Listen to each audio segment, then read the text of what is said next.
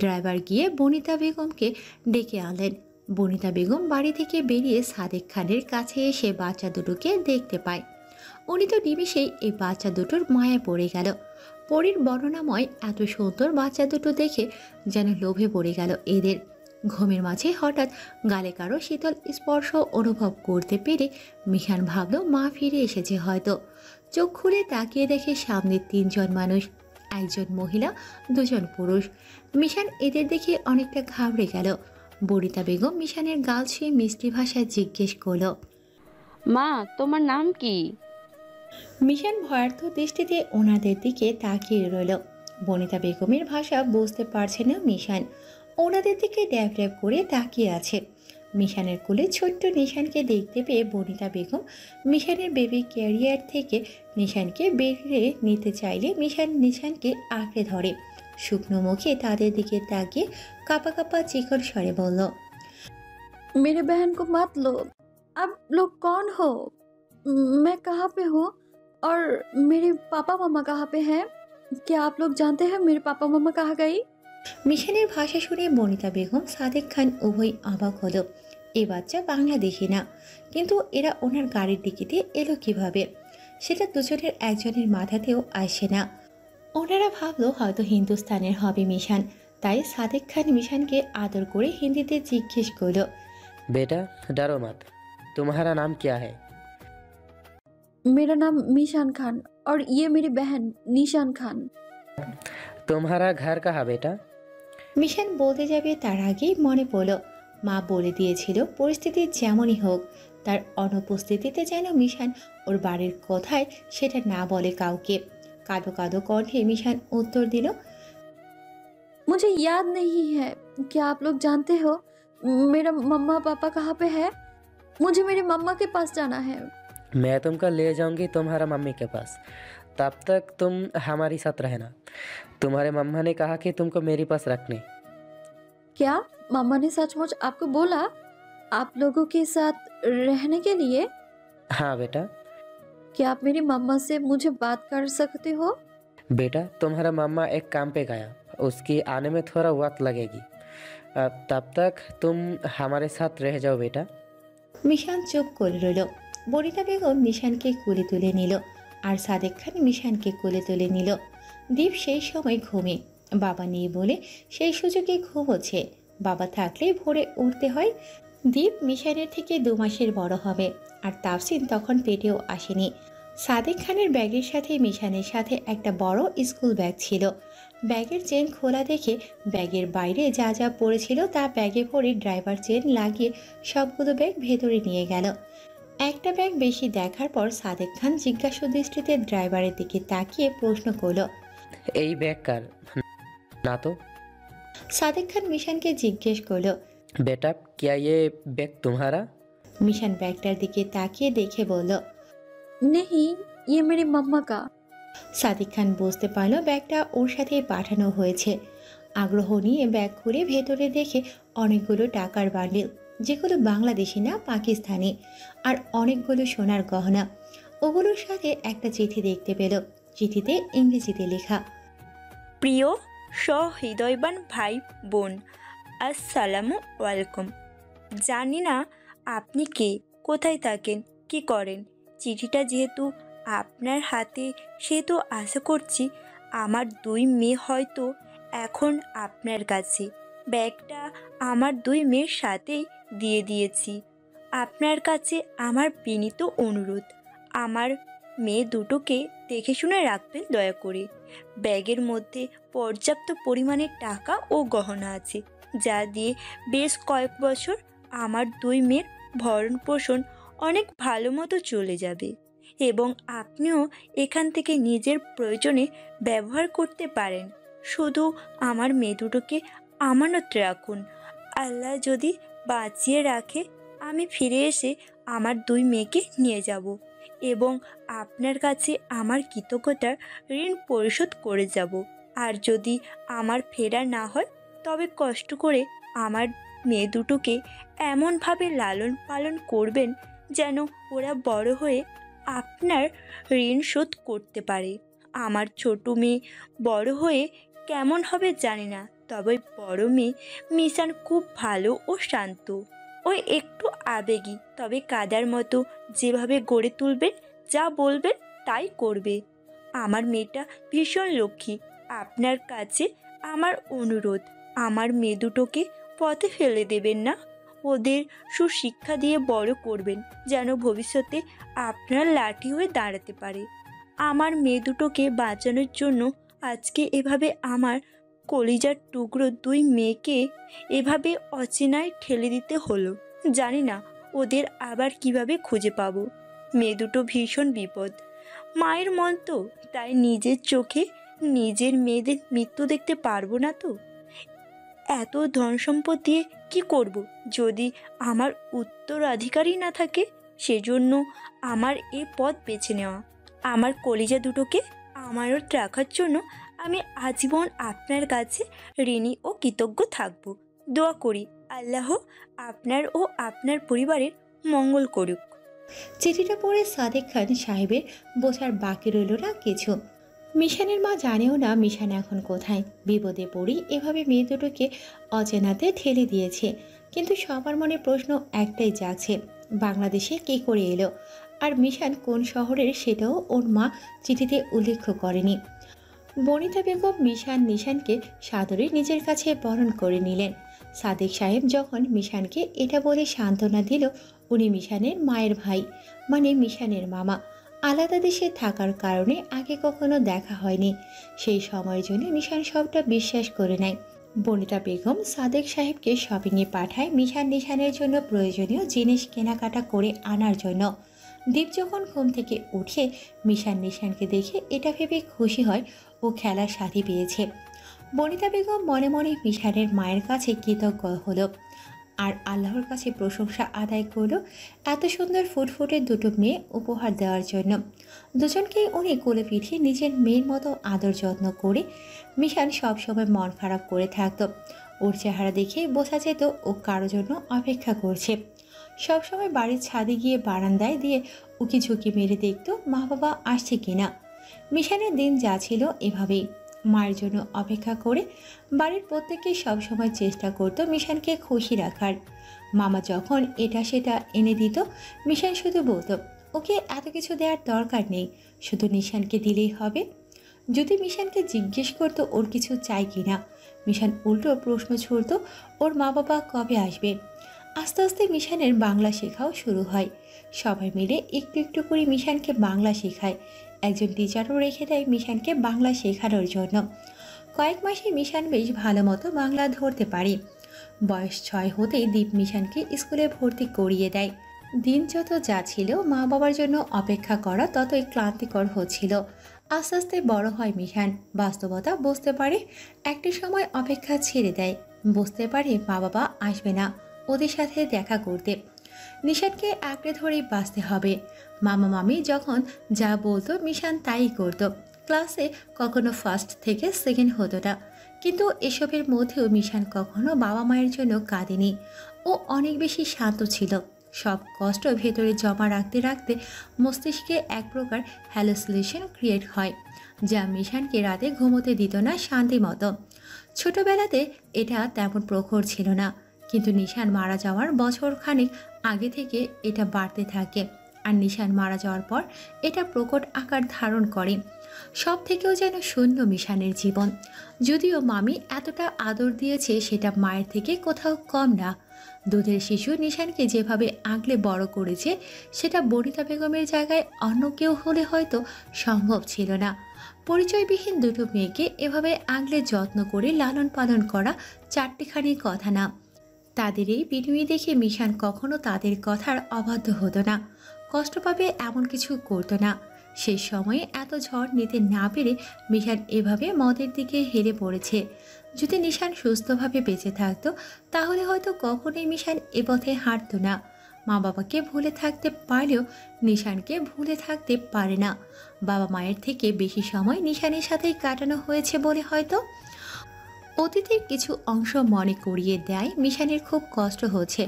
বাড়ি থেকে বেরিয়ে যেতে নেবে তখন আবার ঘুরে এলো। তীব্রর সামনে দাঁড়িয়ে বলল, স্যার বলো। পিস্তলে বুলেট শেষ, তীব্র চোখ বড় বড় করে তাকিয়ে বলল, ফুল লোড করে পিস্তলটা দিয়েছিলাম। তুমি কি পিস্তল ফুল লোড অবস্থায় পাওনি?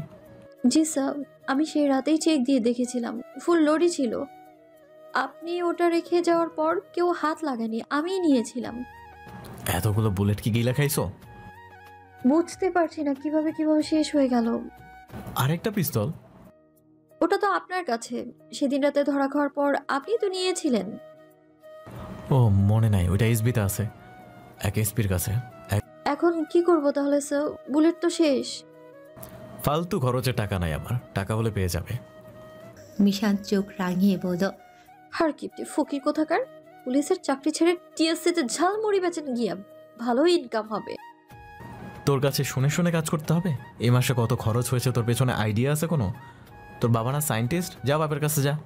মিশান সন্দেহ দৃষ্টিতে তাকিয়ে বলল, আমার বাবা সায়েন্টিস্ট, আপনি কি করে জানলেন? তীব্র জিজ্ঞাসু দৃষ্টিতে তাকিয়ে বলল। তোর বাবা সায়েন্টিস্ট? মিশান উত্তর না দিয়ে চুপ করে গেল। বোঝার বাকি রইল না তীব্র আন্দাজে ঢিল ছুঁড়েছে। তীব্রর এরকম ফাঁদে আগেও পড়েছে, তর্কাতর্কি না করে চলে গেল। আজকে মিশানের বাজার করার ডেট, সেজন্য এখান থেকে সোজা বাজারে গেল। তীব্র বিছানা ছেড়ে উঠে শার্ট আর জ্যাকেট পরে নিল। ওয়ালেট, মোবাইল, গাড়ির চাবি একসাথে থাকার কারণে সব একসাথে জ্যাকেটের পকেটে ভরতে ভরতে বেরিয়ে গেল। চুলগুলো এলোমেলো হয়ে আছে, দাড়িগুলোও বড় হয়েছে। তীব্র নিজের প্রতি এতটাও অগোছালো যে ও কবে আয়নার সামনে গিয়েছিল নিজেরও খেয়াল নেই। নিজেকে ওর একদম পছন্দ না, কিন্তু জীবনকে ভালোবাসতে চায়। নিজের ঘরে কোনো আয়না নেই, কখনো কোনো আয়নার সামনে দাঁড়ায় না। নিজের প্রতি এতটা বিরক্ত, ভুল করেও যদি কোনো আয়নাতে নিজেকে দেখে সে আয়না আর আস্ত থাকে না, যেমনটা বেশ কিছুদিন আগে হয়েছিল মিশানের ফোনের সাথে। তীব্র বাড়ি যাওয়ার পর তৃপ্তি তীব্রর মুখের দিকে কেমন দৃষ্টিতে যেন তাকিয়ে আছে। এভাবে তাকিয়ে আছো কেন? চিড়িয়াখানা থেকে এসেছি। ভাইয়া, তুমি কোথা থেকে এলে সেটা জানা নেই, কিন্তু কি কিন্তু? তোমাকে দেখে মনে হচ্ছে কেউ তোমাকে ইচ্ছে মতো পিটিয়েছে। সত্যি সত্যি মার খেয়ে আসনি তো? কোনোভাবে পাবলিকের হাতে? দেখি তো, দেখি গায়ে কেমন চোট লেগেছে। আরে যাও তো, ঘুম থেকে উঠে এসেছি, অমনি হাত মুখও ধুইনি। হুম, শুধু হাত মুখ না ধোয়ার জন্য এমন চেহারা হয় না কারো, কাহিনী একটা আছে। শরীর দেখাও। ওয়েট দেখাচ্ছি, কিন্তু শর্ত আছে। কি শর্ত? গায়ে যদি কোনো মারের দাগ না থাকে আমার শার্ট আর জ্যাকেটটা তুমি ধুয়ে দেবে। এটা তোমার শাস্তি হবে আমাকে মিথ্যা অপবাদ দেওয়ার জন্য। ওকে, ডান। তীব্র গায়ে থেকে শার্ট আর জ্যাকেট খুলে ফেলল। তৃপ্তি পরখ করে তীব্রের চারিপাশে ঘুরে ঘুরে দেখছে, গায়ে কোনো দাগ নেই। মায়ের কাছে শুনেছে তীব্র প্রায় রাতে বাড়ি ফিরে না, কোনো ডিউটি না থাকা সত্ত্বেও। তাই তৃপ্তির মনে সন্দেহ জাগিয়ে ভাইয়ের ক্যারেক্টারে কোনো সমস্যা দিল কিনা। হতে পারে রাতে মেয়েদের নেশায় মগ্ন থাকে। তৃপ্তির ধারণা ছিল তীব্র যদি রাতে মেয়েদের সাথে থাকে তবে প্রমাণস্বরূপ গায়ে দাগ থাকবে, কিন্তু সন্দেহ ভুল প্রমাণিত হলো। তৃপ্তি হাত বাড়িয়ে বলল, দাও জামা দুটো দাও, এক্ষুনি ধুয়ে দিচ্ছি। তীব্র বাঁকা হাসি দিয়ে বলল, দাদার কথা বাসি হলে ফলে, তাই না? দাদারও যে মহাপুরুষ সেরকমটা না, সব সময় যা বলবে তাই ঠিক, তা তো হবে না। আগের দাদা আর বর্তমানে দাদাদের মাঝে আকাশ পাতাল তফাৎ। এখনকার দাদাদের মধ্যে ফরমালিনে ভরা। প্যাক প্যাক না করে ভালো মতো জামা দুটো ধুয়ে আয়রন করে রেখো, নিজের হাতে ধুবে, ভুলেও কাজের লোক ইউজ করবে না। ওকে ওকে। তৃপ্তি জামা দুটো নিয়ে যেতে লাগলো। তীব্র নিজের ঘরে যাওয়ার জন্য সিঁড়ি দিয়ে উপরে উঠছে। তৃপ্তি জ্যাকেটের এক সাইড একটু ভারী ভারী ফিল করলো। পকেটে হাত দিয়ে দেখে তীব্রর ওয়ালেট, মোবাইল বের করতে করতে তীব্রকে পেছন থেকে বলল, বা ভাইয়া, নতুন ফোন নিলে কবে? বেশ সুন্দর তো, দাম কত পড়লো? তীব্র একটু প্রশ্নবিদ্ধ হলো। নতুন ফোন কোত্থেকে এলো আবার? পেছনে ঘুরতে ঘুরতে তৃপ্তি মোবাইলের সাইড বাটনে ক্লিক করতেই লক স্ক্রিনে একটা মেয়ের ছবি ভেসে ওঠে। তীব্রর শেষ রক্ষা হলো না। তীব্র তৃপ্তির হাতে মিশানের ফোন দেখতে পেল। এটা কার ছবি? লক স্ক্রিনে ওয়ালপেপারে দিয়েছো ভাইয়া, বেশ সুন্দর তো। আমার জানা মতে এরকম তো কোনো নায়িকা নেই। কিন্তু তুমি তো কোনো মেয়ের ছবি ওয়ালে তো দূর, গ্যালারিতে রাখার কথা না। কে এটা ভাইয়া? তাতে দাঁত চেপে তীব্র মনে মনে বলল, মিশান সেন্টিখোর মাতাল ফোন এক্সচেঞ্জ করলো কখন? আমি বা কেমন এটা খেয়ালই করি নাই। এখন কি উত্তর দেব? তৃপ্তি আবার মাকে ডেকে বলে দেবে না তো? তখনই হন্তদন্ত হয়ে তৃপ্তির কাছে গিয়ে ওর হাত থেকে মোবাইলটা নিয়ে নেয়। তৃপ্তির মনে সন্দেহ জেগে ওঠে। চোখে সন্দেহ নিয়ে তীব্রকে প্রশ্ন করে। কি হলো, এভাবে ফোনটা নিলে কেন? মেয়েটাকে বলছো না কেন? তীব্র দাঁত চেপে রাগ দেখিয়ে বলল। কারো পার্সোনাল জিনিসে পারমিশন ছাড়া হাত দিতে নাই। মানলাম পকেটে ভুলে রেখে চলে যাচ্ছিলাম, তুমি এটা দেখতে পেয়ে বের করেছো, এই অবধি ঠিক আছে। কিন্তু ফোন ঘুরিয়ে ঘুরিয়ে দেখে যাচাই করা ফোন নতুন না পুরাতন, আবার সাইড বাটন ক্লিক করে ভেতরে কি আছে সেটা দেখা, এই দুইটা কাজ দণ্ডনীয় অপরাধ। তুমি ভদ্রমেয়ে হয়েও এমন আতেলের মতো একটা কাজ করলে? তৃপ্তি কোমরে হাত রেখে ঝগড়াটে স্বরে বলল। এত কিছু আমি জানি না, বুঝি না। কে এই মেয়ে এটা বলো। আমাদের থেকে লুকাচ্ছ কেন? তোমার কি লুকানোর বয়স আছে? বাবা মা কি কেউ বলেছে তোমার পছন্দের কাউকে মানবে না? আরে আশ্চর্য, কি ধাঁচের কথা এগুলো! বিন্দুকে সিন্ধু, সিন্ধুকে গুহা বানানো তোমাদের নারী জাতির একটা স্বভাব। স্বাভাবিক জিনিসকে স্বাভাবিক নিতে পারো না। ঠিক আছে, তাই এখন বলো এই মেয়েকে। তীব্র উচ্চ স্বরে বলল। কিসের মেয়ে? এইটা আমার ছবি, ফেস অ্যাপ দিয়ে মেয়ে বানিয়ে রেখেছে। ও তাহলে এইটা বলো। তোমার নাক তো হুকুট নাক, বাস পাখি ঠোঁটের মতো বাঁকানো, কিন্তু এই মেয়ের নাক তো সোজা লম্বা। এটা তো আমি মেনে নিতে পারছি না। মহা, এইটুকুর সময় এত কিছু খেয়াল করে ফেলেছে। আরে মহা মুশকিলে পড়লাম তো। তোমার সমস্যা কোথায় তৃপ্তি? মোবাইল দিয়ে এখন কত কিছু করা যায় ধারণা আছে তোমার? তুমিও তো আমার বোন হয়ে বোঝা, এটাকে আমি মেনে নেইনি। তোমার মতো নাক হয়নি বলে খোটা দিলে? দাঁড়াও দেখাচ্ছি মজা। মা, মা! জড়িয়ে চেঁচিয়ে চেঁচিয়ে মাকে ডাকতে লাগলো। সৃষ্টিকর্তা যখন কোনো ছেলের উপর নারাজ হন তখন তার জীবনে এরকম একটা বোন পাঠায়। বিড়বিড় করে কথাটা বলে তীব্র নিজের ঘরে ঢুকে গেল। তৃপ্তি দাঁড়িয়ে দাঁড়িয়ে মাকে ডেকেই যাচ্ছে। তীব্র মোবাইলের সাইড বাটনে ক্লিক করতেই লক স্ক্রিনে ভেসে ওঠে ছবিটা। তীব্র ভেবেছিল মিশানের ছবি ওয়ালে দেওয়া, কিন্তু এটা নিশানের ছবি। কি ছেড়ে কি ভেবেছিল। ছবিটার দিকে তীব্র পদক্ষীণ তাকিয়ে রইল। মেয়েটা মরে গেছে সেই কবে। মৃত মানুষের ছবি দেখলে কম বেশি একটু হলেও বুক কাঁপে। এরকম একটা জীবন্ত ছবি দেখলে তো কথাই নেই। নিশানের মৃত্যুর সেই দৃশ্যটা মনে পড়ে গেল। কতটা নির্মম মৃত্যু ছিল। নিশানকে হসপিটালে নেয়ার পর ওকে আর দেখা হয়নি। নিশানের লাশ দেখার মতো সাহস বা শক্তি কোনোটাই তীব্রের মধ্যে আসছিল না। নিশান মারা যাওয়ার পর আজ নিশানের মোবাইলে ওর ছবি দেখা হলো। স্ক্রিন অফ করে তীব্র ড্রয়ার থেকে আরেকটা ফোন বের করে ওর ফোনে কল করলো। মিশান তখন সবজির বাজারে সবজি হাতিয়ে হাতিয়ে দেখছে, কিনছে আর ব্যাগে পড়ছে। এমন সময় ফোন বেজে ওঠে। পকেট থেকে ফোন বের করে রিসিভ করে কানে নেয়। একটা বারও খেয়াল করলো না এটা ওর ফোন না, এমনকি নাম্বারটা কার সেটাও দেখলো না। হ্যালো, আসসালামু আলাইকুম। কোথায় তুই? বাজারে। তুই আমার মোবাইল নিয়ে চলে গেছিস কেন? ইচ্ছে করে এমন করেছিস তাই না? ফোনের ভিতর কিচ্ছু পাবি তো দূর, ওটা তো লকই খুলতে পারবি না। মিশান ধমকে সরে বলল। আরে কি বলছেন? আপনার ফোন আমি নেব কেন? ওরে মাতাল কানা, ভালোভাবে তাকিয়ে দেখ, যেটা দিয়ে কথা বলছিস ওটা আমার ফোন, তোর মোবাইল আমার কাছে। মিশান একটু অবাক হয়ে কান থেকে ফোন সরিয়ে চোখের সামনে এনে দেখে এটা ওর ফোন না, তীব্রের ফোন। এত বড় ভুল কি করে করলাম আমি? একটু ফ্ল্যাশব্যাকে গিয়ে খেয়াল করলো লাস্টে যে তীব্রকে রাগ দেখিয়ে মিশান বের হচ্ছিল, তখনই ভুলে তালে তালে নিজের ফোনের জায়গায় তীব্রের ফোন পকেটে ভরল। স্যার আপনার হোম অ্যাড্রেসটা দিন, আমি বাজার করা হয়ে গেলে মোবাইলটা আপনাকে দিয়ে আসি। মদ খাস তুই, মাতাল কি আমি? যেখানে আছিস সেখানেই থাক, আমি রহমানকে পাঠাচ্ছি, ওর কাছে ফোনটা দিয়ে দে। আর স্যার আমার ফোনটাও দিয়ে দিন, হ্যান্ড টু হ্যান্ড। তোর তো সাহস কম না, আমার সাথে ডিল করিস? তুই জানিস তোর একটা ভুলের জন্য আমি কত বড় সমস্যায় পড়ে গেছি? সামনে পেলে রে সেন্টি, তোকে কি যে করতাম সেটা কেবল আমিই জানি। আপনি আমার ব আকার লটা ফলাইতেছেন। মিশান ফোন কেটে দিয়ে পকেটে ভরে রেখে ও কাজে মন দিল। তীব্র রহমানকে পাঠিয়ে দেয় মিশানের থেকে মোবাইল এক্সচেঞ্জ করার জন্য। রহমান এসে মোবাইল বদলে নিয়ে যায়। বেশ কিছুদিন চলে যায়, মিশানের সাথে তীব্রের দেখা হয় না। দুজন দুজনের পথে। কিন্তু সেদিন তৃপ্তি মাকে গিয়ে কি বুঝিয়েছে কে জানে। তারপর থেকে বাড়ির সবাই তীব্রর দিকে কেমন নজরে যেন তাকিয়ে থাকে। তীব্র বুঝতে পারে এদের মনে কি চলছে।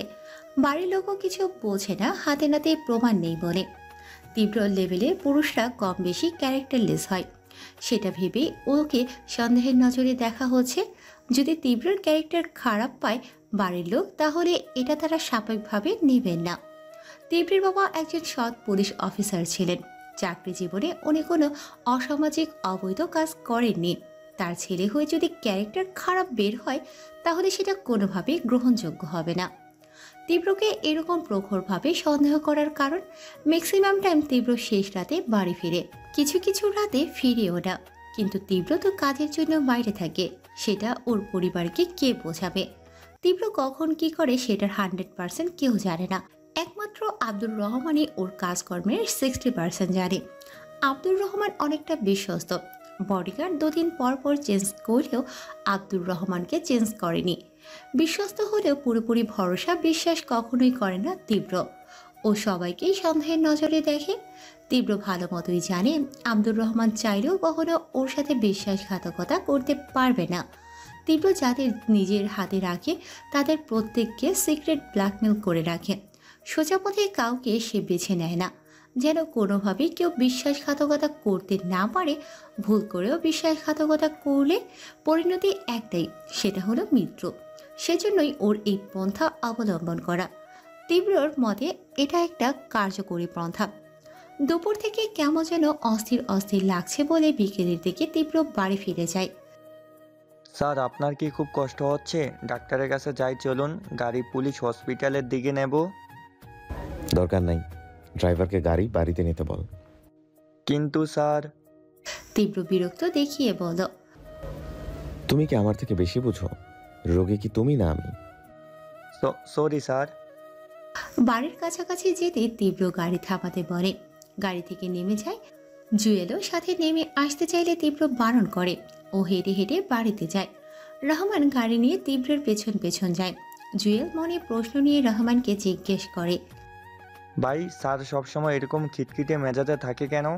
ভালো কথাতেও চেতে খালি। উনি এমনই, দেখেন না আমি কথা বলি না বেশি, শুধু জিজ্ঞেস করি কোন দিকে নিব গাড়ি, আর স্যার সব কিছু বলেন হ্যাঁ নাতে উত্তর দেয়। আপনিও একই কাজ করেন। স্যার বেশি কথা বলা পছন্দ করে না, যে বেশি কথা বলে তাকে আউট করে দেয়। আমার মতো চুপচাপ নীরব দর্শক হয়ে থাকবেন, তাহলে দেখবেন অলওয়েজ ওয়ে। স্যারের হাটে ভালো রকম সমস্যা, ডক্টর দেখাচ্ছেন না কেন? প্রথমত স্যার কোনো কিছু হলে পুলিশ হসপিটাল ছাড়া কোথাও ডক্টর দেখায় না, আর ওনার এই রোগের চিকিৎসা এখনও পুলিশ হসপিটালে আসেনি। স্যার একমাত্র ইন্ডিয়াতে দেখান। ব্যাঙ্গালোরের টপ কার্ডিয়াক সার্জন ডক্টর দেবী প্রসাদ শেরি স্যারের চিকিৎসা শুরু থেকেই উনি করে আসছেন। ও, স্যারের সমস্যাটা কি অনেক বছরের? না, তবে প্রায় 2 বছরের মতো হয়ে আসে। কয়েকটা বুলেট লেগেছিল বুকে, সেখান থেকেই স্যারের হার্টে বিপর্যয় শুরু হয়, মারাত্মকভাবে আঘাতপ্রাপ্ত হয়। সৃষ্টিকর্তার অশেষ কৃপায় আর ডক্টর দেবীপ্রসাদ শেঠির জন্যই স্যার সুস্থতার মুখ দেখে। সবাই স্যারের আশা ছেড়েই দিয়েছিল। ওনার হার্ট চলাচল বন্ধই হয়ে গেছিল। ওনার প্রাণ ফিরেছে মেডিকেল মিরাক্কেলের মতো। পুলিশ, র্যাব, সেনাবাহিনী, বিজিবি, ফায়ার সার্ভিস এইসব ডিফারেন্সের কর্মীদের জীবনের মায়া ছেড়ে দিয়ে মাঠে নামতে হয়। কিছু মানুষের নিমখারামিপনা ও ক্ষমতার অপব্যবহারের জন্য এই পেশাগুলোর বদনাম হচ্ছে। তাদের পাপাচারের জন্য সত্যিকারের ত্যাগী নিষ্ঠুর মানুষদের, কর্মীদের গুঞ্জন চাপা পড়ে থাকে। স্যার কি হেঁটে বাড়ি অবধি যাবে? হার্টে ব্যথা অনুভব হলে হাঁটাহাঁটি করলে নাকি ব্যথা কমে যায় স্যারের। ও আচ্ছা। তীব্র হেঁটেই বাড়িতে যায়। বাড়ির ভিতরে গিয়ে নিজের ঘরে গেল না, ড্রয়িং রুমেই বসে পড়ল। বাড়িতে কাজের লোক আর মা ছাড়া কেউ নেই। আজকে হঠাৎ এত আগে বাড়ি এলি বাবু? কোনো দরকারে এসেছিস?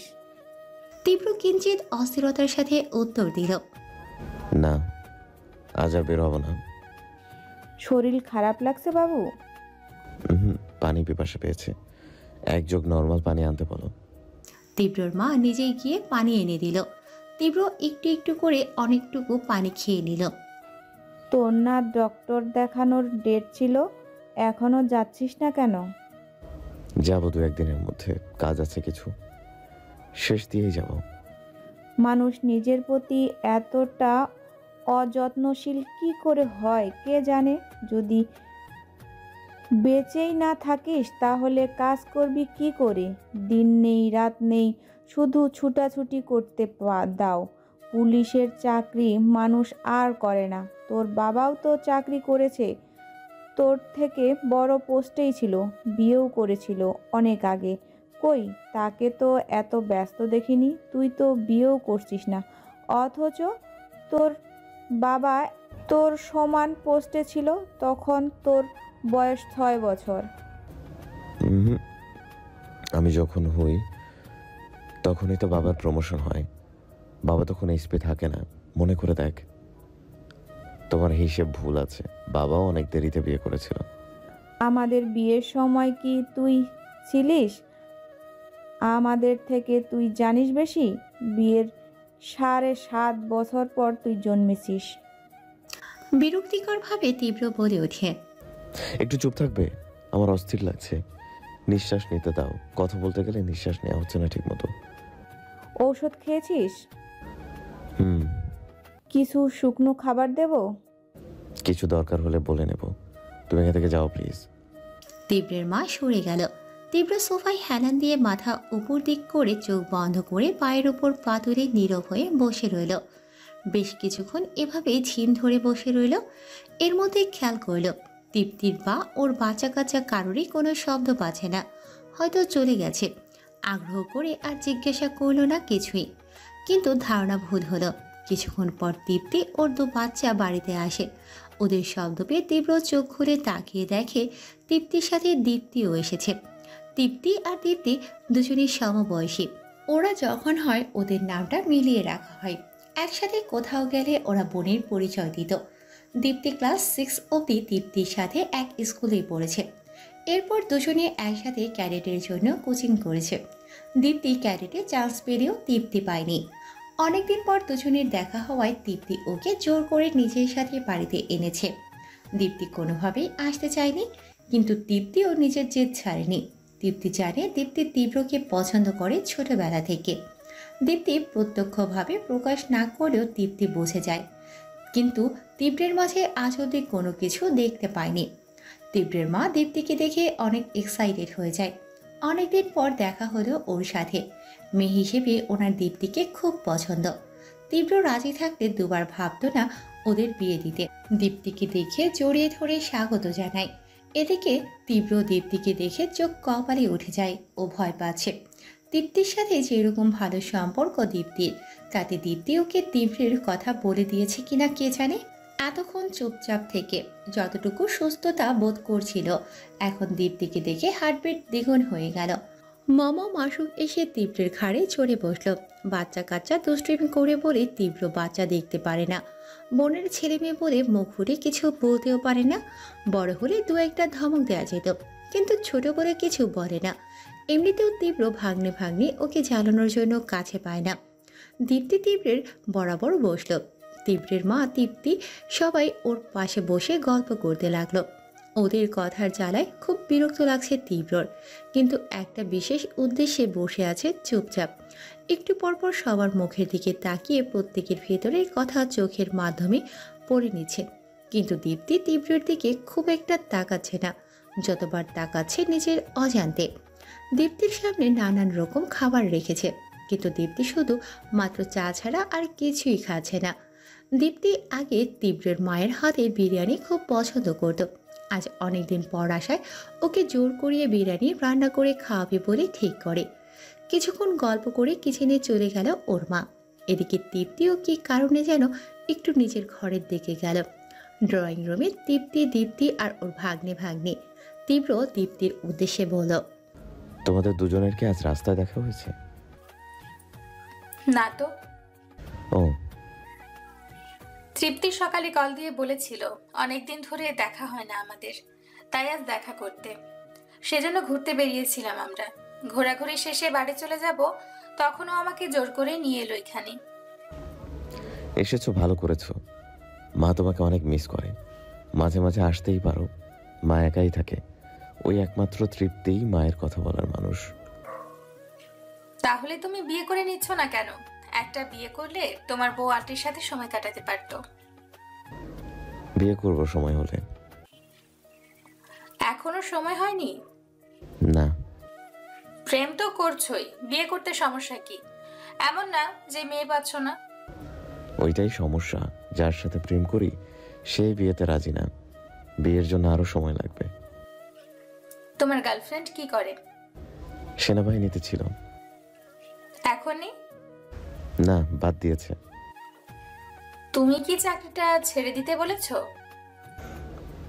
ওই রকমই। মেয়ে মানুষ চাকরি করে কি করবে? আমার টাকা দিয়েই চলবে। দীপ্তি একটা দীর্ঘশ্বাস ছেড়ে বলল, ভালো, তোমাদের মানিয়েছে ভালো। তোমার গার্লফ্রেন্ড তোমার মতোই লম্বা, শুধু একটু বেশি শুকনা, তবে দেখতে মাশাআল্লাহ। থ্যাঙ্কস। আর্মিতে যাওয়ার আগে ওর স্বাস্থ্য ভালোই ছিল। ও, বুঝেছি। দীপ্তি চুপ হয়ে গেল, তীব্র চুপ হয়ে গেল। কিছুক্ষণ পর তীব্র দীপ্তিকে আবার বলল, দীপ্তি, হুম। তুমি কি আমার প্রেমের কথা তৃপ্তিকে কিছু বলেছো? কই না তো। ও থ্যাঙ্কস। ওকে বলো না কিছু, আমার মাকেও না। তোমার বাড়ির লোক জানে না তোমার প্রেমের কথা? না। কিন্তু কেন? জানলেই তো বিয়ে করতে বলবে, তাই জানাইনি। তুমি প্লিজ কাউকে বলো না, বিষয়টা জানাজানি হয়ে যাবে বলে আমার প্রেমিকাকে নিয়ে কখনো ডেটিংয়েও চাই না।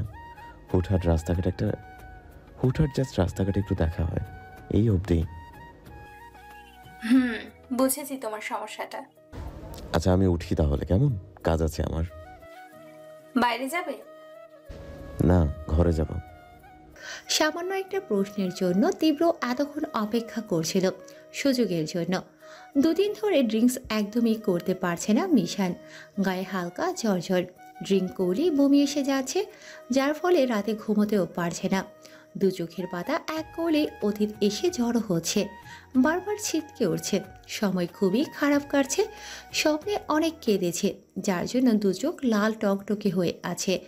ওয়ালের সাথে হেলান দিয়ে গুটিসুটি বেড়ে চুপচাপ বসে আছে, শরীরটা কাঁপছে।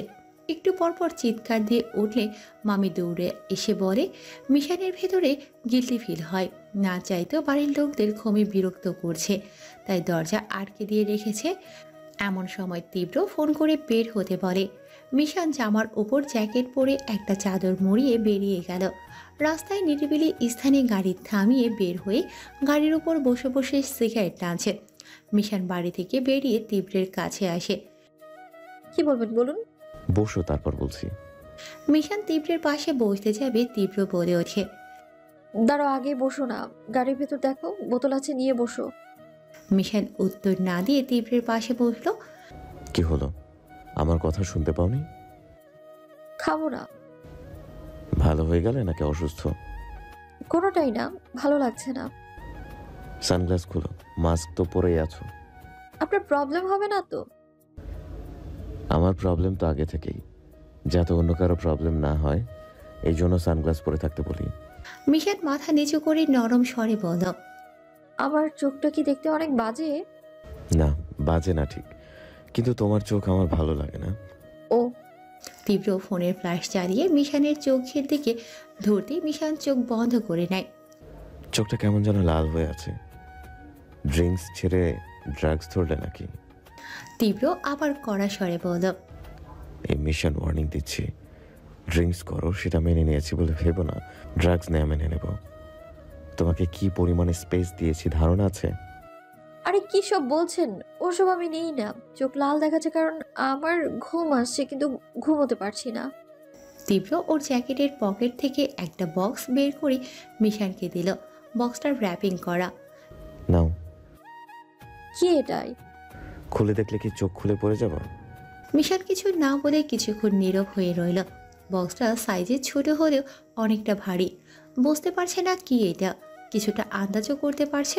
ভেতরে আগ্রহ নিয়ে র্যাপিং পেপার খুলতে লাগলো। র্যাপিং পেপার আলাদা করে বক্সটা বের করে খুলে দেখলো ভেতরে জিনিসটা দেখে চোখ জলজল করে মিশানে। তীব্রকে কৃতজ্ঞতার স্বরূপ বলল, থ্যাংক ইউ স্যার। আমি আপনাকে বলে বোঝাতে পারবো না জিনিসটা দিয়ে কত বড় উপকার করলেন। আপনার এই ঋণ আমি কোনো দিনও শোধ করতে পারবো না। আমি আপনার কাছে চিরকৃতজ্ঞ থাকবো। তীব্র গম্ভীর মেজাজ দেখিয়ে বলল, হ্যাঁ, ওভার অ্যাক্টিং বাদ দে। ওভার অ্যাক্টিং আমি করলে আপনিও করছেন। তীব্র চোখ গরম করে তাকালো। তেজ দেখাবেন না স্যার, বিষয়টা আমি ক্লিয়ার করছি। আপনার প্রেজেন্টেশন যেরকম, আমার রিয়াকশনও সেরকম। সামান্য কটা বুলেট একটা সুন্দর বক্স এনেছেন, ভালো কথা। এটা র্যাপিং করার কোনো মানে হয়? র্যাপিং করার উদ্দেশ্য আছে, যথেষ্ট। তুমি বুলেট যেভাবে শেষ করো তাতে মনে হয় রেশনের ডাল ভাত।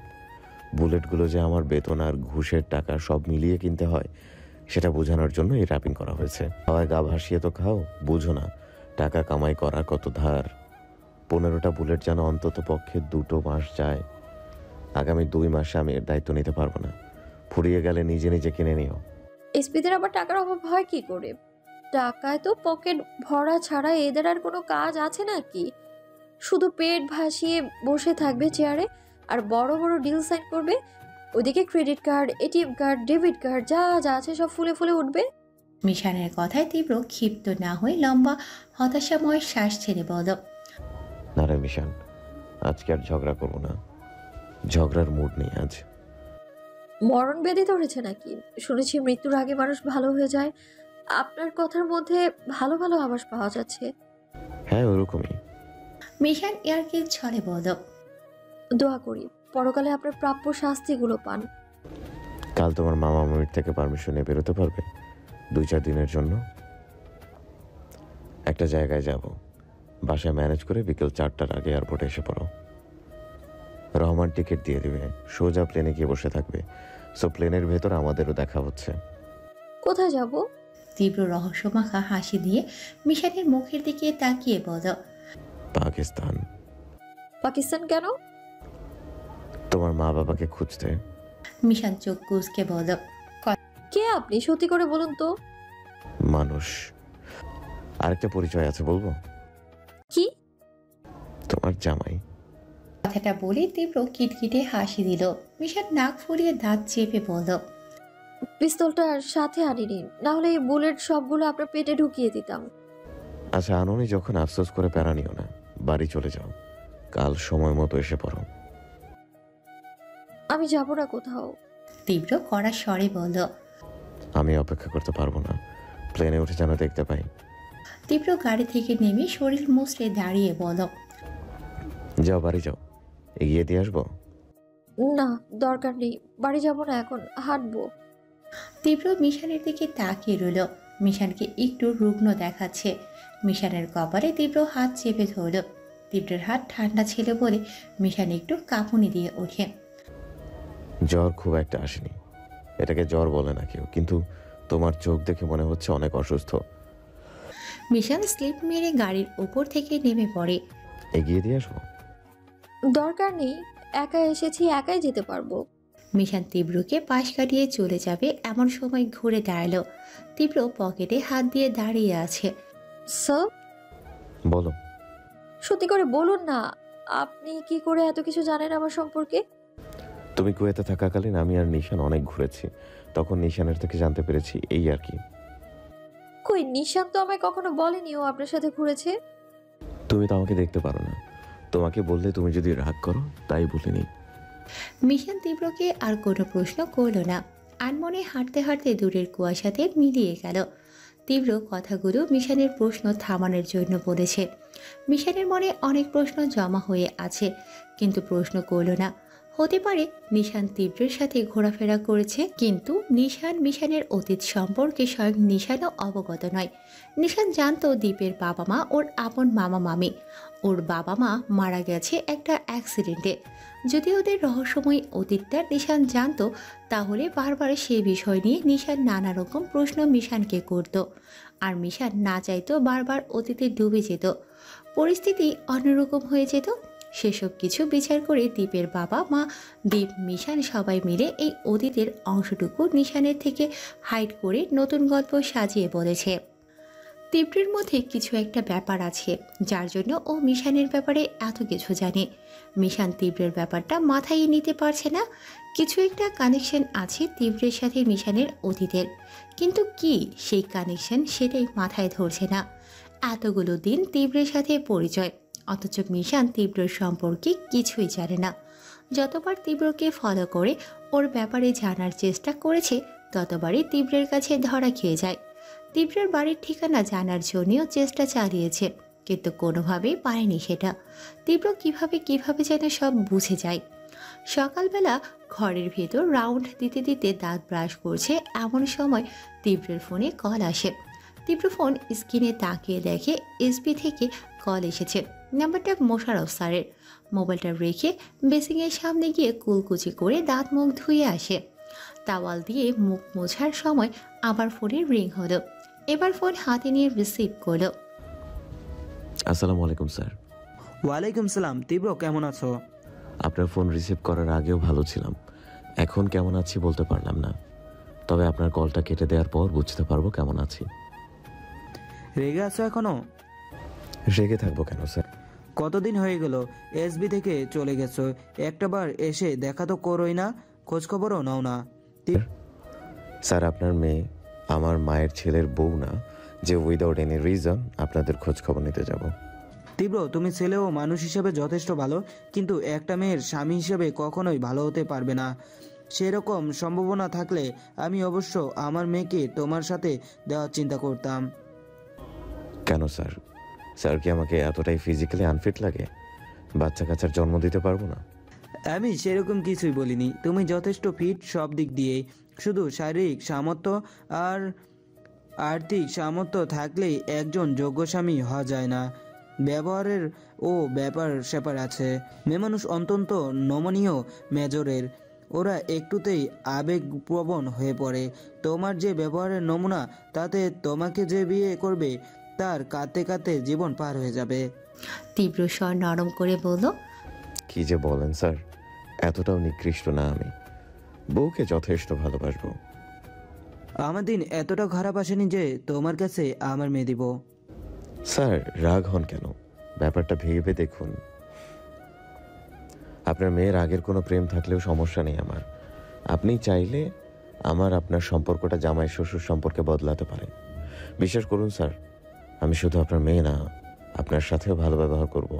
তীব্র, এসব কথা রাখো, এখন কাজের কথায় আসো। ওকে স্যার, কিন্তু একটা প্রশ্ন। স্যার, আপনার মেয়ের এলএলবিটা ঠিক এখনো কমপ্লিট হয়নি? একটা ব্যাপার ভেবে দেখুন স্যার, আপনার মেয়ের সাথে ঝগড়া লাগলে জমবে ভালো। সেও তর্কের উপর শিক্ষাগত ডিগ্রিধারী, আমিও প্র্যাকটিক্যালি ডিগ্রিধারী, বেশ মাখো মাখো হয়ে যাবে, তাই না স্যার? ওপস তীব্র, তুমি থামো তো, একটু কাজের কথায় আসো প্লিজ। কাজ কিসের স্যার? আপনার সাথে তো এখন কোনো কাজ নেই। আপনি কি আমার খোঁজ খবর নেওয়ার জন্য ফোন দেননি? মোশারফ স্যার অনুনয় স্বরে বলতে লাগলো, তীব্র, একটু অফিসে আসতে পারবে? দরকার ছিল খুব। সে হুই না বাদ, তীব্রর কাছে কেউ দরকার ছাড়া আসে না। যারা দরকার ছাড়া আসে তাদেরকে তীব্র পছন্দ করে না। কিন্তু স্যার, আমি এক্সট্রিমলি সরি স্যার, আমি বাংলাদেশে নেই। তীব্র, বাংলাদেশের সিম নিয়ে অন্য কোনো দেশ থেকে কথা বলা যায় না? স্যার, আমি বাংলাদেশের বাইরের সীমানাতে আছি, বর্ডারের কাছে ওপাশের টাওয়ার থেকে সিমে সিগন্যাল পাচ্ছে, তাই এখনো কথা বলা যাচ্ছে। 2-1 সেকেন্ডে কল কেটে যাবে। ডক্টর দেখাতে কর্নাটক যাচ্ছি। তীব্র, প্লিজ একটু দেখা করো, বেশি সময় নিব না তোমার। তুমি যদি এয়ারপোর্টেও থাকো, ফ্লাইট ক্যান্সেল করে আসো, পরবর্তী ফ্লাইটে যাও, টিকিট আমি দেব। ঠিক আছে, আপনি টিকিটের ব্যবস্থা করুন, আমি এয়ারপোর্ট থেকে বেরিয়ে আসছি। থ্যাঙ্কস তীব্র, আসো, আমি এখনই তোমার জন্য পরের ফ্লাইটের টিকিট কাটিয়ে দিয়ে রাখছি। তীব্র ফোন কেটে দিয়ে বাঁকা হাসি দিল। ওয়াল ক্যাবিনেট থেকে কয়েকটা জামা বের করে আর মেডিকেল পেপারসগুলো একটা টলিতে ভরে নিল। রেডি হয়ে একবার বেরিয়ে গেল। এসবির অফিস থেকে বের হয়ে নিজের অফিসে যাবে, সেখান থেকে এয়ারপোর্টে যাবে। বলুন স্যার, কি এমন মহামারীর প্রয়োজন পড়লো আমাকে? মোশাররফ হোসেন স্যার মাথা নিচু করে কলম ঘোরাতে ঘোরাতে বলল, তীব্র, গেছো তো গেছো, একটা খোঁজ খবর নেওয়ার প্রয়োজনও বোধ করলে না। ডিপার্টমেন্ট কিছুই করতে পারছে না তোমাকে ছাড়া। ইরফান শেখ শুধু মুখেই চপর চপর করতে পারে, ওনার কাজের কোনো আওয়াজ নেই। মার্ডারের সংখ্যা কি বেড়ে গেছে স্যার? না, সেরকম কোনো খোঁজ খবর পাচ্ছি না। কিলার বেঁচে আছে নাকি আত্মগোপন করেছে সঠিক বুঝতে পারছি না। যদি আত্মগোপন করে থাকে তবে সে কঠিনভাবে আহত হয়েছে। সে হয়তো আমাদের আশেপাশেই লুকিয়ে আছে। আর যাই হোক, বাংলাদেশের বাইরে যেতে পারেনি। আমরা যদি ভালো মতো চেষ্টা করি তাহলে হয়তো খুব সহজেই পেয়ে যাব। ঘোড়ার ডিম পাবেন কিন্তু কিলার পাবেন না স্যার। সেই বান্দা আত্মগোপন করার বান্দা না, আপনাদের মাঝে ঘোরাফেরা করছে, তার চানো শক্ত আছে, এত সহজে মরবে না। কি ভাবছো তীব্র? ভাবছি আপনারা সবাই উঠে পড়ে লাগুন, মানে ওই যে কথায় আছে না, আদা জল খেয়ে লাগা, ব্যাপারটা হবে সেরকম। আদা জল খেয়ে লেগে পড়ুন। এভাবে চেয়ারে পায়ের উপর পা তুলে বসে ভাবলে কিচ্ছু হবে না স্যার। চেয়ার ছেড়ে দাঁড়াতে হবে, তারপর কোমর বেঁধে ছুটতে হবে। ডিআইজি স্যার তীব্রের কথায় মাইন্ড না করে নিজেকে শান্ত রেখে তীব্রের দিকে ঝুঁকে হাতের উপর হাত রাখল। তীব্র প্লিজ বাবা, তুমি পারো এই বিপদ থেকে রক্ষা করতে। অ্যাডিশনাল আইজি স্যার আমাকে বারবার জোর দিয়ে বলছে তোমাকে কনভিন্স করতে, আর আইজি স্যার তো জানেই না আমরা সামান্য একটা কিলারকে ধরতে এত হিমশিম খাচ্ছি। অ্যাডিশনাল আইজি স্যার ওনাকে কোনো মতে 7-5 বুঝিয়ে চুপচাপ রেখেছে। বাঙালি ছোটোখাটো ভুলেই ধরা খায়। এই সামান্য একটা কেসের জন্য শেষকালে আবার সাসপেন্ড হয়ে না বসি, আর কটা বছর পরেই আমার পেনশন। সবাই আমার উপর চাপ দিচ্ছে তোমাকে বোঝানোর জন্য, কারণ তোমার সাথে আমার সম্পর্কটা ভালো। সবাই জানে তোমাকে আমি ভালো মতো কনভিন্স করতে পারবো। তীব্র মোশাররফ হোসেন স্যারের দিকে তাকিয়ে তুচ্ছ হেসে বলল, আপনার সাথে আমার সম্পর্ক ভালো স্যার। অবশেষে আপনার মেয়েকে আমার কাছে দিতে রাজি হয়েই গেলেন। তীব্র প্লিজ ইয়ার্কি করো না। আপনার সাথে আমার ইয়ার্কির সম্পর্ক? আমি বলেছি আপনি চাইলে আমাদের সম্পর্কটা জামাই শ্বশুরের রূপান্তর হতে পারে। তীব্র প্লিজ এখানে আমার মেয়েকে টেনে না। স্যার আপনি আমার সিনিয়র, কেন আমাকে তেল মেরে রিকোয়েস্ট করেন? আপনি করবেন অর্ডার, গাম্ভীর্যপূর্ণ স্বরে আমাদের দিকে চোখ গরম করে ভারী গলায় বলবেন, তীব্র ইটস অ্যান অর্ডার, এটা তোমার করতেই হবে, করতে হবে মানে করতেই হবে। আমি আপনাদের ওই গরম দৃষ্টির দিকে চোখ ফেলে ভয়ে কাঁপতে থাকবো। চাকরি ছুটে যাওয়ার ভয়ে আমি আপনাদের কথায় নাচবো, তা না করে কি প্লিজ প্লিজ করছেন? কি এমন রহস্য লুকায়িত আছে স্যার, যার জন্য আপনারা সিনিয়র আমাকে অর্ডার না করে রিকোয়েস্ট করছেন? তীব্র এমন করে বলো না। তোমার বাবা এক সময় আমাদের সিনিয়র ছিলেন। প্রমোশনের জন্য পরীক্ষা দিলে উনি এতদিনে আমাদের উপরেই থাকতো, কিন্তু উনি এডিশনাল আইজি অবধি রয়ে গেলেন, উল্টো নিজের পেনশনের আবেদন করে ফেললেন। তুমি আমাদের নিজেদের ছেলের মতো, তোমার সাথে কি জোরাজুরির সম্পর্ক? আমারও একটা ছেলে আছে, হতে পারে তোমার থেকে ছোট, কিন্তু তুমিও আমার ছেলের মতোই।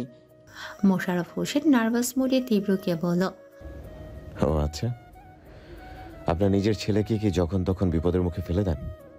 মোশাররফ স্যারকে থামিয়ে দিয়ে পায়ের ওপর পা তুলে তীব্র কিছু একটা ভাবতে লাগলো।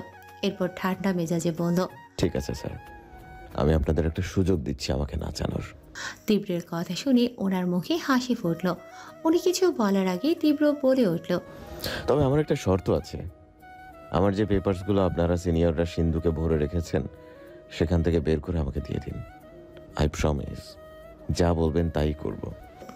মোশাররফ হোসেন হতাশাময় একটা নিঃশ্বাস ছেড়ে বলল, ব্রো এটা হয়তো কখনোই সম্ভব না। কাজটা তোমার বাবার বুদ্ধিতে করা হয়েছিল ঠিকই, এখন তোমার বাবা বললেও এগুলো ফেরত দেওয়া সম্ভব না। পেপারসগুলো আইজি স্যারের কাছে সুরক্ষিত অবস্থায় আছে। তাহলে আর কি, আপনারা আপনাদের পথ দেখুন, আমি আমারটা। এনিওয়ে আমার লেট হয়ে যাচ্ছে স্যার, একটা জরুরি জায়গায় যেতে হবে। ব্যাপারটা ভেবে দেখো তীব্র, তুমি চাইলে তোমার প্রমোশনের ব্যবস্থা করতে পারি। ধন্যবাদ স্যার, কিন্তু দরকার নেই, উঠি আজকে, বেঁচে থাকলে আবার দেখা হবে। তীব্র চেয়ার ছেড়ে উঠে দাঁড়ালো। একটু অপেক্ষা করো, তোমার 12টার ফ্লাইটের টিকিটটা আসছে, এসে পড়েছে প্রায়। দরকার নেই স্যার, আমার ফ্লাইট বিকেল 5টায়, আর টিকিটও কাটা আছে, আমি আমার অফিসে যেতে হবে। আসি, আল্লাহ হাফিজ। অফিস থেকে তীব্র বেরিয়ে গেল। এয়ারপোর্টে এসে সমস্ত ফর্মালিটি পালন করে প্লেনে উঠে যায়। তীব্রর আগে মিশান জায়গা মতো উপস্থিত। জিন্স টাইপের একটা হুডি পরে আছে, চোখে লাল রঙের সানগ্লাস। তীব্র দুষ্টুমি করেই নাকি রিয়েল মোডে ব্লাশিং মোড়ে নিজের চোখ থেকে সানগ্লাস খুলে মিশানের দিকে তাকিয়ে আছে। দাঁড়িয়ে থাকবেন, বসবেন না? তীব্র মৃদু হেসে বসতে বসতে বলল, তোমাকে অনেক সুন্দর লাগছে, ঠোঁটে একটু লিপস্টিক লাগাতে পারলে না, দেখতে আরো সুন্দর লাগতো। মিশান ভ্রু বাঁকিয়ে তীব্রের দিকে তীর্যকভাবে তাকিয়ে রইল। আমি কি 18+ কোনো কথা বলেছি? আমরা ইন্ডিয়া কেন যাচ্ছি? হানিমুন করতে? সোজা কথা কি আপনার থেকে আশা করা যাবে না? আমরা ইন্ডিয়া ল্যান্ড করে ঝগড়া করছি, এখানে যারা আছে সবাই ভদ্রলোক, সিন ক্রিয়েট করা মানাবে না। পুরো জার্নিতে মিশান একটা কথাও বলল না। মিশান তীব্রের ওপর যতই ক্ষিপ্ত হোক, তীব্র যখন যা বলে তাই করে, কারণ তীব্র আর যাই হোক কোনো উদ্দেশ্য ছাড়া মিশানকে ডাকে না। অনিচ্ছা থাকা সত্ত্বেও আসতে হলেও ওর সাথে এই কারণেই। ব্যাঙ্গালোর এয়ারপোর্টে ল্যান্ড করতেই ওরা নিকটবর্তী একটা হোটেলে আসে। যেহেতু তীব্রের এখানে প্রায়ই আসতে হয়, তাই এখানকার হোটেলও গাইড পরিচিত ছিল। এক প্রকার রেগুলার কাস্টমার বলা যায় ওকে। একটা রুম বুক করায় মিশান অনেকটা ক্ষিপ্ত হলো তীব্রর ওপর, কিন্তু কিছুক্ষণ পরে মোট ঠিক হলো। রুমে দুটো সিঙ্গেল বেড ছিল। পরের দিন তীব্র মিশানকে হোটেলে রেখে একাই হসপিটালে চলে যেতে নেয়। একা একা থাকতে হবে ভেবে মিশান তীব্রের সাথেই গেল। তীব্র ডক্টরের চেম্বারে ঢোকার পর মিশান ওয়েটিং রুমে বসে থাকে। যেহেতু দুজনের দুরকম ভাষা, তীব্র আর ডক্টর ইংরেজিতে কথোপকথন করছে। কয়েকটা টেস্ট দেওয়ার পর সেগুলোর রিপোর্ট নিয়ে ডক্টরের সামনে বসে আছে। ডক্টর রিপোর্ট দেখছেন। মিস্টার তীব্র, আপনার রুটিনে সবই ঠিক আছে, বাট 3টা কারণে আপনার অবনতি ঠেকছে না। সিগারেট আর রাত জাগার কারণে কোনো ইমপ্রুভই হচ্ছে না তো, আর ওষুধের অনিয়মের জন্য অবনতি হচ্ছে। বুঝতে পারছি আপনার ঘুম না হওয়ার কারণটা, এমনকি সিগারেট খাওয়ার কারণটা। স্যার, আমি আগের থেকে সিগারেট এখন অনেক কম খাই, আর কিছুদিনের মধ্যেই বাদ দিয়ে দেবো। সব কিছুই তো সময় সাপেক্ষ। তা ঠিক, সমস্যা নেই, কিন্তু আমার মনে হয় না আপনি ওষুধ ঠিক মতো খাচ্ছেন। ওষুধ ঠিক মতো না খেলে তো আমি কিছুই করতে পারবো না। আপনি আমার সাথেও ঠিক সময়ে দেখা করেন না। আপনার আসার কথা ছিল আরও 45 দিন আগে। আপনি এলেন কবে? কাজের চাপে থাকি স্যার, যার জন্য নিজের দিকে সময় দেওয়ার কথা মনেই থাকে না। আপনি আত্মবিশ্বাসী ঠিকই, কিন্তু জীবনের মায়া খুবই কম, নেই বললেই চলে। হতে পারে। ডক্টর প্রেসক্রিপশন লিখতে লিখতে বলল, আপনাকে যে ডক্টর শ্রীনারায়ণকে দেখাতে বলেছিলাম, দেখিয়েছিলেন? না, আজই দেখাবো। আপনার ওয়াইফ এসেছেন? হ্যাঁ। দুজনকেই দেখিয়ে নেন তাহলে। আর আমি একটা স্ট্রিক্ট অর্ডার দিচ্ছি, আগামী 3 মাস এই ওষুধগুলো রেগুলার খাবেন। একদম অনিয়ম করা যাবে না। কাটাই 3 মাস পর আসবেন, একদিন আগেও না, একদিন পরেও না। পরের বার যদি অনিয়ম করেন তাহলে বাঁচার আশা বাদ দিন। এইবার অনিয়ম করার কারণে শুধু বুকে ব্যথা দেখা দিয়েছে। নেক্সট টাইম কি হয় বুঝবেন হাড়ে হাড়ে। তাই দয়া করে আমার কথা রাখবেন। Okay sir. প্রেসক্রিপশন লিখে দিচ্ছি, আর আমি এখান থেকে ডক্টর শ্রীনারায়ণকে জানিয়ে দিচ্ছি। উনি যে সময় দেখা করতে বলে দেখা করে নেবেন। ও চেষ্টা করবে আপনাদেরকে সর্বোচ্চ সহযোগিতা করার। শ্রীনারায়ণ আমার বন্ধু, আর আপনি আমার রেগুলার পেশেন্ট। আপনার সুস্থতা ও সুস্বাস্থ্য কাম্য করাই আমার দায়িত্ব। জি ধন্যবাদ স্যার, উঠি তাহলে। দেশে ফেরার আগে দেখা করে যাবেন। আমি তো এখন ব্যস্ত, তাই বলছি না। নেক্সট টাইম আপনার ওয়াইফকে সাথে নিয়ে আসবেন। Sure sir. তীব্র উঠে বেরিয়ে গেল।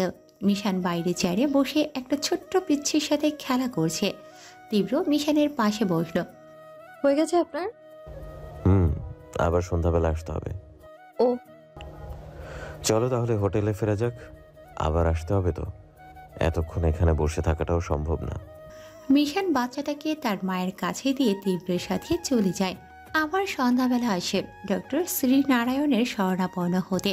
মিশান ওয়েটিং রুমে বসবে, তখন তীব্র বলে ওঠে, বসো না, আমার সাথে ভেতরে চলো। ভেতরে কেন? পেশেন্ট আপনি, আমি গিয়ে কি করব? আমরা দুজনেই পেশেন্ট, তুমি চলো ভেতরে। আশ্চর্য, আমি কেন যাব? পাগল, মাথা খারাপ?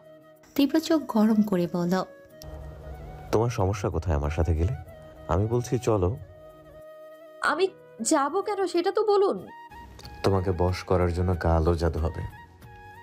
এই সমস্যা কোথায় আপনার? সোজা উত্তর দিন আপনি। তোমাকে সাইকিয়াট্রিস্ট দেখাবো। মিশান চমকিত দৃষ্টিতে বলল, হোয়াট? পাগলের ডাক্তার আমি দেখাবো কেন? আজব, আমি তো সুস্থই। আমাকে কোন অ্যাঙ্গেল থেকে পাগল লাগে আপনার? তোমাকে কে বলেছে সাইকিয়াট্রিস্টের কাছে পাগলেরা আসে? মিশান চেয়ারে পা তুলে বসতে বসতে বলল, বলার কি আছে, জানা কথাই। দেখো মিশান, যদি ভালো মতো আমার সাথে না যাও তবে এখন এমন সিন ক্রিয়েট করব, সবাই ভাববে তুমি পাগল। হাঁ করে তাকিয়ে থাকবে প্রত্যেকে। তাই বলছি, ভদ্র মেয়ের মতো আমার সাথে চলো। আজব, আমার সমস্যা কোথায়? সমস্যা তোমার না, সমস্যা আমার। আমি যদি ডক্টরকে আমার সমস্যার কথা বলার সময় সবকিছু ভুলে যাই, তুমি মনে করিয়ে দেবে। আমি কিছু জানলে তো মনে করিয়ে দেবই, তাই না? আমার কথা শোনো মন দিয়ে।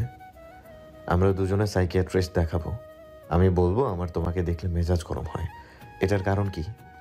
সমস্যা কি আমার মাঝে নাকি তোমার? মিশান উত্তর না দিয়ে তির্যকভাবে তাকিয়ে রইল তীব্রর দিকে।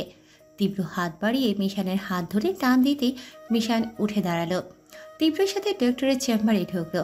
পরিচয় দিতেই ডক্টর চিনে ফেলল, কারণ তার বন্ধুর থেকে তীব্রের সম্পর্কিত তথ্য আগেই পেয়ে গেছে। যার সমস্যা জটিল বেশি তারটা আগে বলুন। মিশান চুপ করে তীব্রের মুখের দিকে তাকিয়ে নজর সরিয়ে অন্যদিকে ফিরে রইল। তীব্র হালকা গলায় কাশি দিয়ে বলল, ডক্টর, জটিল সমস্যা বলতে আমার ওয়াইফের যত দিন যাচ্ছে ওর সমস্যাটা বেড়ে চলেছে। Nightmare problem. ওর বয়স যখন 5 বছর প্লাস তখন এই সমস্যার উৎপত্তি। যত দিন যাচ্ছে এটার আরও বড় আকার ধারণ করতে করতে এমন পর্যায়ে চলে গেছে যে এখনও স্বাভাবিক একটা ঘুম দেওয়ার জন্য অ্যালকোহলের আশ্রয় নিতে হয়। অ্যালকোহল কি সবসময় নিতে হয়? না, শুধু রাতে। তাও রেগুলার নিতে দেই না। শুধু অ্যালকোহল নাকি আরো কিছু আশ্রয় নেওয়া চলে? না না, শুধু অ্যালকোহলই। দুঃস্বপ্নটা আসার কারণ জানা আছে কি, নাকি হুট করেই? আসলে ডক্টর, দুঃস্বপ্ন আসার যথেষ্ট কারণ আছে। ওর লাইফের ওপর দিয়ে যথেষ্ট ক্রাইসিসে আছে, যার জন্য ওর আজ এই হাল। ছোটবেলায় বাবা মায়ের মধ্যে অশান্তি দেখতে দেখতে বেড়ে ওঠা, সেখান থেকে মাথায় কিছুটা চাপ পড়া, আবার হুট করে বাবা মাকে হারিয়ে যাওয়া। ও এতটা ছোট ছিল যে ওর বাবা মা কোথায় সেটাও জানে না, বেঁচে আছে নাকি মারা গেছে সেটাও জানে না। সেখান থেকে ওইটুকু বয়সে দুঃস্বপ্নের ছোট্ট একটা অংশ ওর মস্তিষ্কে প্রবেশ করে। বাবা মাকে হারিয়ে যাওয়াটা ছিল একটা ভুতুড়ে কাহিনী। ও ঘুমিয়েছিল আর ঘুম থেকে উঠে দেখে ও অচেনা একটা দেশে। কোথা থেকে কোথায় কিভাবে এলো ওর জানা নেই। যখন ও বাবা মায়ের থেকে হারিয়ে যায় তখন ওর বয়স 5.5 বছরের মতো, আর ওর সাথে একটা ছোট বোন ছিল যার বয়স 6 মাসেরও কম ছিল। সেটাকে নিয়ে একটা অচেনা রাষ্ট্র এসে পড়ে।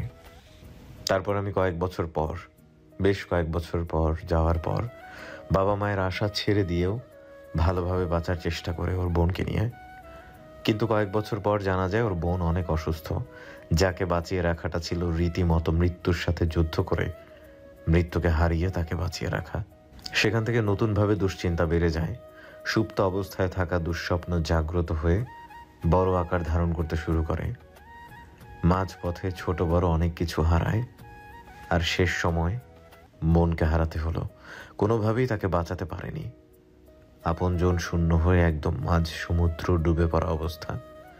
সব মিলিয়ে এমন পর্যায়ে ওর লাইফ চলে গেছে যে ওর 2 চোখের পাতা এক করলেই দুঃস্বপ্ন এসে হাজির। এমন না যে ওর ঘুম আসে না, ওর ঘুম আসে প্রচুর, কিন্তু ঘুমাতে পারে না। দুঃস্বপ্নগুলো এমনভাবে আসে যে ওর কাছে মনে হয় ওগুলো বাস্তব, আর ঘুমের মাঝেই চিৎকার দিয়ে ওঠে, কান্নাকাটি করে। অ্যালকোহল কি ছোটবেলা থেকেই? না ডক্টর, ছোটবেলা থেকে ধৈর্য ধরে থাকতে থাকতে এক পর্যায়ে ক্লান্ত হয়ে পড়ে। গত 2 বছর ধরেও অ্যালকোহল নিচ্ছে, শুধু অ্যালকোহলই, যার মধ্যে রেড ওয়াইনটা বেশি চলে। ওটা খেলে নাকি সংক্ষিপ্ত সময়ের জন্য টেনশন কমে একটু ঘোর মাতাল হলে ঘুমের মাঝে যদি দুঃস্বপ্নে এসেও পড়ে, ওর উপর কোনো এফেক্ট করতে পারে না। ডক্টর মিশানের দিকে তাকিয়ে বলল, আপনি কোন স্বপ্নগুলো রাতে বেশি দেখেন, মানে যেগুলোর জন্য আপনার রাতে ঘুমাতে কষ্ট হয়? আমার সব স্বপ্নই প্রায় এক। অন্ধকার ছায়া, 2-একটা নারী কণ্ঠ, পুরুষ কণ্ঠে চিৎকার, ডাকাডাকি। এই কণ্ঠগুলো আমি বাস্তবে শুনিনি কখনো, তবে স্বপ্নের মাঝে যেগুলো হয় সেই কণ্ঠগুলো খুব চেনা চেনা লাগে আমার, খুব অ্যাট্রাক্ট করে আমায়।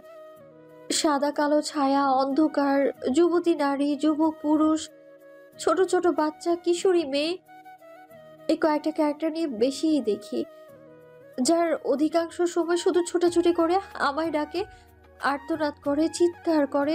ঘটনাগুলো এমনভাবে সাজায় যেন আমার সামনে বাস্তবেই হচ্ছে সবটা। আমি কিছু করতেই পারছি না। আমি কিছু করার চেষ্টা করলেই আমার আশেপাশে থেকে বড় বড় অজগর সাপ এসে আমায় পেঁচিয়ে ধরে। ছুটতে পারি না আমি। যখন আমায় ছোবল দিতে আসে আমি তখন ছুটতে পারি, আর ছুটে কোথাও যাওয়ার আগেই আমি পানিতে পড়ে যাই, ডুবে যাই। উপরে উঠতে পারি না, আর পানির নিচ থেকে আবার কিছু একটা ধরে টেনে ধরে আমায়।